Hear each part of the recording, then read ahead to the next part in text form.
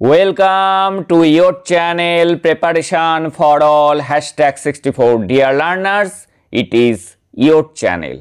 তোমাদের 6 সেমে যাদের LCC L22 পেপারটি রয়েছে আজকের ক্লাস তাদের জন্য তোমরা বারবার করে অনুরোধ করছো যে তোমাদের জন্য ক্লাস নিয়ে আসার এবং তোমাদের জন্যই অনেক ব্যস্ততার মধ্যে থেকেও ক্লাস আনার চেষ্টা করলাম এবং তোমরা যদি ধারাবাহিকভাবে ক্লাসগুলিকে দেখো সাপোর্ট করো তাহলে পরবর্তী ক্লাসগুলি আমি আনবো আর তোমরা যদি প্রত্যেকে না দেখো তাহলে কিন্তু আমি ডিমোটিভেটেড হয়ে যাব এবং ক্লাস পরবর্তী নাও আসতে পারে সেজন্য তোমাদেরকে বলবো যে ক্লাসগুলিকে দেখো এবং যেসব বন্ধুদের LCC L2 পেপারটি আছে তাদেরকে একটু শেয়ার করো ক্লাসগুলিকে।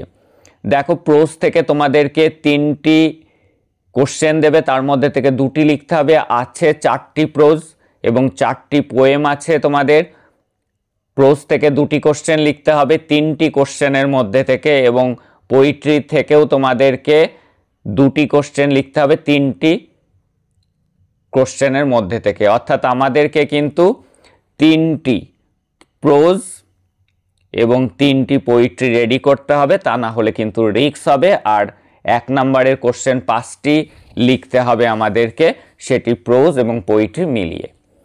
দেখো আজকে আমাদের ফার্স্ট ক্লাস হলো আউট অফ বিজনেস RK নারায়ণের লেখা খুব সুন্দর একটি স্টোরি। এই আউট অফ বিজনেসে প্রধান চরিত্র হলো Ramarao.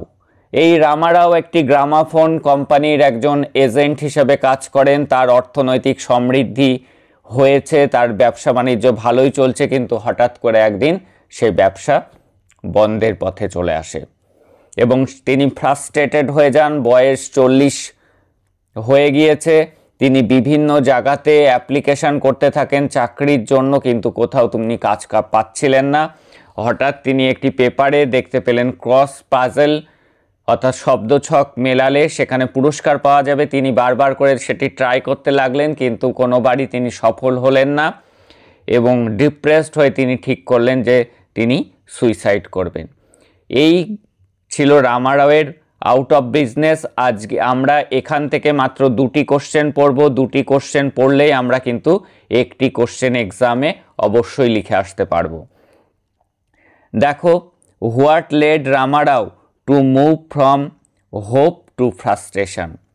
How did he try to overcome the problem and what was the result? অথবা যদি আসে what impression do you get of Ramarao's character? অথবা যদি দেয় justify the title of the story out of business, যাই আসুক না কেন 3টি কোশ্চেনের আনসার কিন্তু একটিই হবে। এবং আর একটি কোশ্চেন আমরা রামারাওয়ের ওয়াইফের উপর থেকে পড়ব। জাস্ট এই গল্প থেকে 2টি কোশ্চেন আমরা পড়ে যাব। নিশ্চিন্ত থাকো, একটি কোশ্চেন তোমরা লিখে আসতে পারবে। তাহলে এবার আমরা আনসারটি খেয়াল করব। 3টি কোশ্চেনেরই আনসার একই হবে, সেই মতো করেই লিখে দিয়েছি। Ramarao faced extreme financial stringency. Ramarao face করেছিলেন প্রচণ্ড অর্থনৈতিক দুর্দশার।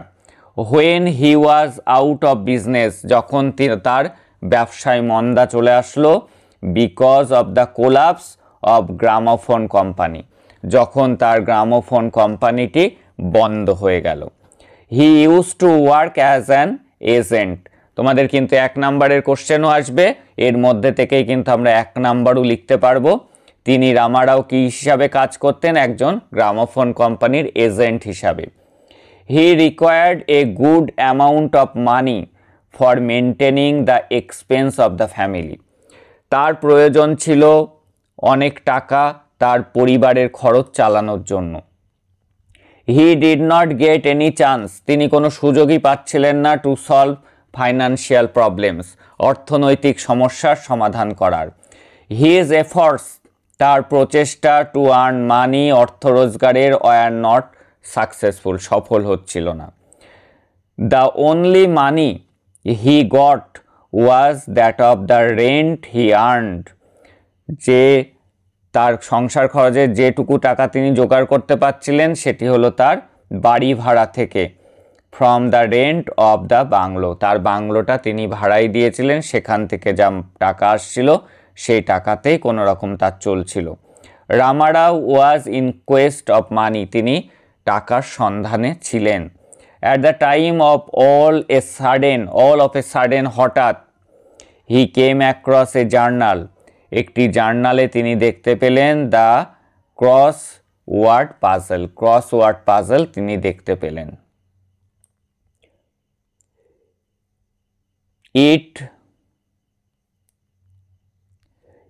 ইট অফার্ড টেম্পটিং প্রাইস, এখানে অফার করা হয়েছে প্রলোভনযুক্ত পুরস্কার অফ 4000 রুপিস, এটি খেয়াল রাখবে 4000 টাকা পুরস্কার দেওয়া হবে এভরি উইক, প্রত্যেক সপ্তাহে যে ক্রস পাজল করতে পারবে তাদেরকে। Ramarao was under the temptation, সে লোভে পড়ে যায়। He expected to get at least a partial share of the prize every week, সে ভেবেছিল অন্তত সামান্য কিছু পুরস্কার হলেও সে এখান থেকে পাবে। He thought that this mite easy his anxiety, এটা তার উদ্বিগ্নতাকে কমিয়ে দেবে। And hope to get over the crisis, তার জীবনে যে ক্রাইসিস নেমে এসছে সেটুকু সমস্যার সমাধান হবে ওই পুরস্কার মানি যদি সে পায়। Ramarao enter the competition, Ramarao এই কম্পিটিশানের নাম লেখায় বাই পেইং 1 রুপি, এখান থেকেও কিন্তু শর্ট কোশ্চেন গুরুত্বপূর্ণ। এন্ট্রি ফি কত ছিল? 1 টাকা এন্ট্রি ফি ছিল। As the entry fee every প্রত্যেক সপ্তাহে 1 টাকা এন্ট্রি ফি দিয়ে ওই ক্রস পাজলটে নাম লেখানো যেত। Every week he expected a share of prize, প্রত্যেক সপ্তাহে তিনি আশা করতেন তিনি প্রাইজ পাবেন। He looked with a great eagerness, তিনি খুব উৎসাহ নিয়ে থাকতেন। At every issue of the journal announcing the prize, পুরস্কার ঘোষণার পেজটি তিনি খুব উৎসাহিত থাকতেন সেটি দেখার জন্য তার পুরস্কার বেঁধেছে কিনা। বাট হি ফাউন্ড, তিনি দেখতেন his lakh had not click, তার ভাগ্য খোলেনি। হিজ হোপ গট শ্যাটার্ড, এবং তার আশাটা নৈরাশ্যে পরিণত হয়েছে। হি সাফার্ড ফ্রম ফ্রাস্ট্রেশন, তিনি ভুগতে থাকেন মানসিক রোগে, ফ্রাস্ট্রেশনে। This led to the wrecking of his nervous and mental balance, যেটি নষ্ট করে দেয় তার নার্ভাস সিস্টেম এবং তার মানসিক ভারসাম্য। Ramarao was an agent in a promising gramophone company, তিনি একটি ভালো বিখ্যাত গ্রামোফোন কোম্পানির একজন এজেন্ট ছিলেন। He made a good business out of it, এবং এর থেকে সে ভালো উপার্জনও করছিল। হি এনজয়েড ফাইন্যান্সিয়াল প্রসপারিটি, তিনি অর্থনৈতিক সমৃদ্ধি উপভোগ করছিলেন। হি ওয়াজ ইকোনমিক্যালি সাউন্ড, তার অর্থনৈতিক অবস্থা খুব ভালো ছিল। He lived in a small bungalow, তিনি একটি ছোট্ট বাংলোতে থাকতেন। And was thinking of buying an old baby car, একটা ছোট পুরনো গাড়ি কিনবেন সেটিও তিনি ঠিক করেছিলেন। But the good days did not last long, কিন্তু ভালো দিনগুলি বেশি দিন থাকলো না।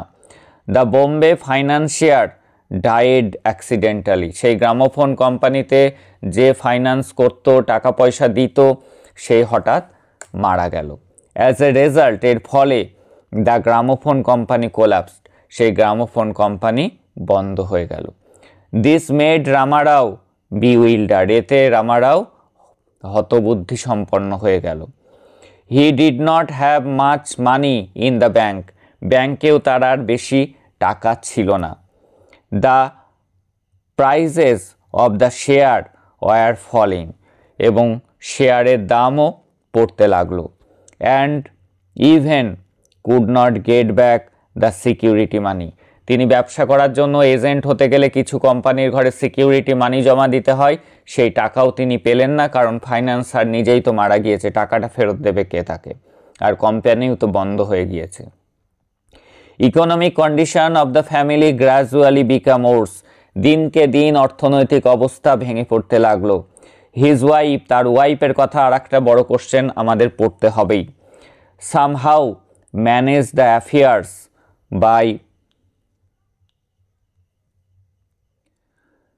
By curtailing the all expenses, তার ওয়াইফ কোনো রকমে সংসার খরচ চালাচ্ছিল, সমস্ত ব্যয় কাটছাট করে, কাজের লোক টোক সব তিনি ছাড়িয়ে দিয়েছিলেন। মেয়েদেরকে ভালো স্কুল থেকে, ইংলিশ মিডিয়াম স্কুল থেকে সরকারি স্কুলে ভর্তি করে দিয়েছিলেন। এইভাবে খরচ কমিয়ে কোনো রকম তিনি সংসার চালাচ্ছিলেন। The bungalow was let out, সেই বাংলোটা ভাড়া দিয়ে দেওয়া হলো। And they move to a small house behind the market, বাজারের পিছনে একটা ছোট্ট বাড়িতে তারা চলে গেল এবং ওই বাংলোর যে ভাড়া পাওয়া যেত সেই টাকাতেই কিন্তু তাদের সংসার চলতে লাগলো। They could not afford the expenses of fashionable nursery school, তাদের পক্ষে আর সম্ভব ছিল না বাচ্চাদেরকে ফ্যাশনেবল দামি নার্সারি স্কুলে পড়ানোর। দে ডিসমিসড দেয়ার কুক, এবং তারা অ্যান্ড দ্য সার্ভেন্ট, তাদের রান্নার লোক এবং চাকর বাকরদেরকে সব ছাড়িয়ে দিলেন। His wife stopped going of women's club, তার বউ ওমেন ক্লাবে যাওয়া বন্ধ করে দিল। The clothes of children showed tears and frays, এবং তার সন্তানদের জামা কাপড় দেখেও সেই দারিদ্রতাই ফুটে উঠছিল, সব ছেঁড়া ছুটো ময়লা জামা পোশাক তারা পরে বেড়াচ্ছিল। ইন এ ওয়ার্ড, এক কথায়, দে কার্টেলড দেয়ার ফ্যামিলি এক্সপেন্সেস, তারা তাদের পরিবারের খরচ অনেক কমিয়ে দিয়েছিল। Ramarao frantically search for the provisional money, টাকার জন্য তিনি হন্যে হয়ে ঘুরছিলেন Ramarao. He sent out application to different offices for job, চাকরির জন্য বিভিন্ন অফিসে তিনি অ্যাপ্লিকেশন পাঠাতে লাগলেন। But he got the polite replies, কেবলমাত্র তিনি উত্তর পেতেন that there was no vacancy anywhere, কোথাও ভ্যাকান্সি খালি নেই।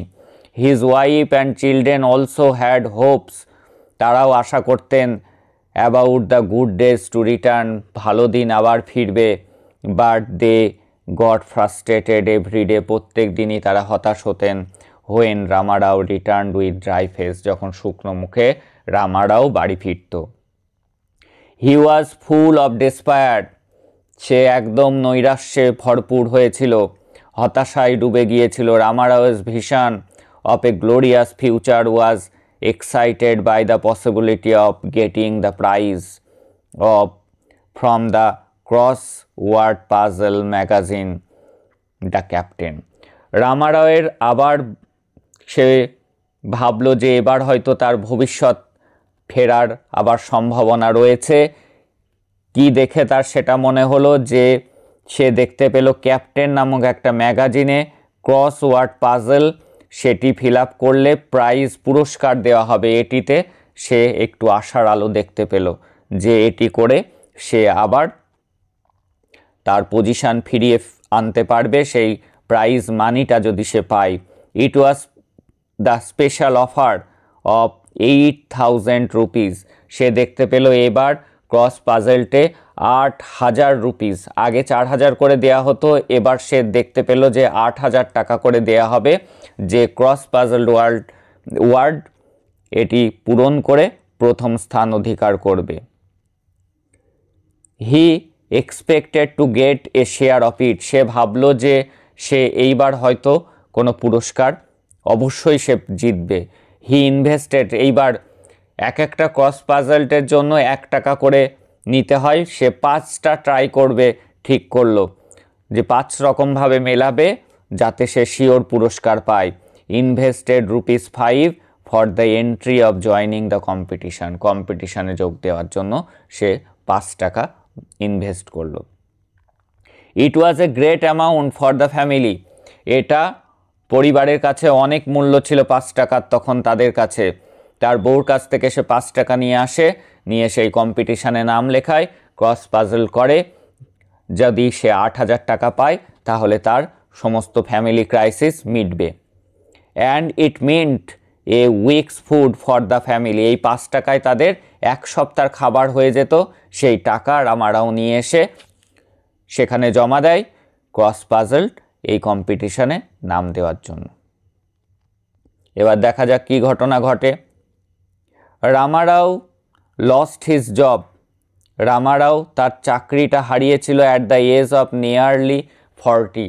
যখন প্রায় তার 40 বছর বয়স তখন তার চাকরি চলে গিয়েছে। এই বয়সে চাকরি জোগাড় করাটা সম্ভব না। It was enough for a middle aged man to get nervous. এবং এই বয়সে যদি কেউ চাকরি হারায় সে স্বভাবতই নার্ভাস হয়ে পড়বে। He could not fully decide about his future duties. সে ভবিষ্যতে কথা ভেবে সে কিছুই ঠিক করতে পারছিল না যে ভবিষ্যতে সে কি করবে, কি করে সংসার চালাবে।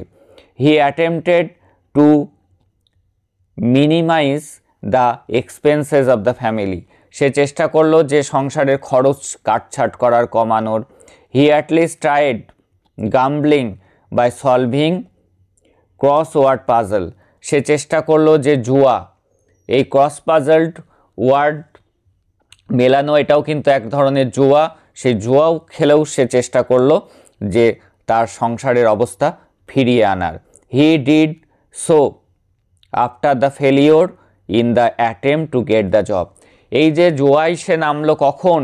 যখন সে পুরোপুরি ব্যর্থ হলো চাকরি জোগাড় করতে। সব অফিসে দরখাস্ত দেওয়া সত্ত্বেও সব জায়গায় সে রিজেক্টেড হয়েছিল, কোথাও চাকরি পায়নি। বয়স তার প্রায় 40 হয়ে গিয়েছিল, কেউ তাকে চাকরি দেয়নি। তখন সে জুয়াতে আসক্ত হয়ে গিয়েছিল। He sent a dozen of application a day. সে দিনের ডজন অ্যাপ্লিকেশান পাঠাতো and personally visited many offices. এবং নিজে গিয়েও ব্যক্তিগতভাবে বিভিন্ন অফিসে দেখা করত। হি রিকোয়েস্টেড হিজ এমপ্লয়ারদেরকে সে রিকোয়েস্ট করতো to offer him some work in their offices. তাদের অফিসে তার কোনো একটা কাজের ব্যবস্থা করে দিতে। He tried to convince that his present unemployment was not due to any fault of his own. সে তাদেরকে কনভিন্স করার চেষ্টা করতেই যে তার আজকে চাকরি নেই, চাকরি হারিয়েছে, এর জন্য সে দায়ী নয়, তার দোষ ছিল না এই চাকরি হারানোর পিছনে। হি গট ফলস প্রমিসেস হবে এটি।